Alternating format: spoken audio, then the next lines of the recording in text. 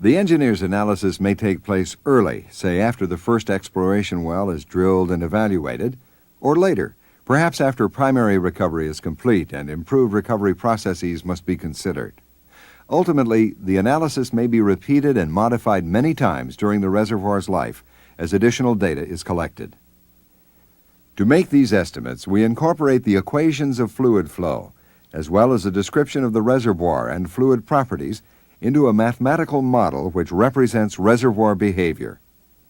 Ideally, the behavior of the model matches that of the actual reservoir and can be used to test and compare development strategies before they are implemented.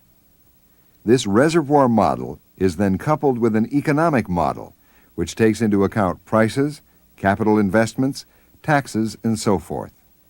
The two are used to compare alternative strategies from a technical and economic perspective. The reservoir model can be a physical model, as in the case of sandpack studies of waterflood sweep efficiency, but more likely it will be a mathematical model. In numerical simulation, the reservoir is divided into a grid or cell system.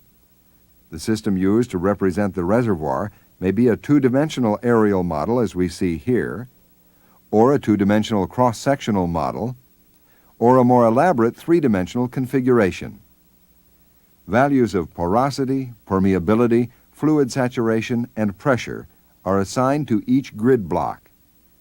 It is at this point that the engineer and geologist need to work together closely to be sure that a proper description of each block in the reservoir is being made. Once this is done, the appropriate system of equations representing fluid flow in the reservoir are solved at finite time steps, so that a time-lapse picture or map of pressure and saturation changes can be determined for each grid block as fluids are produced from some wells and injected into others. We simulate, then, producing conditions that could take place in the reservoir. If we do not like the outcome, we try another strategy until we find the one that is optimal. This allows us to make our design mistakes in the office quickly at low cost, rather than in the field at high cost.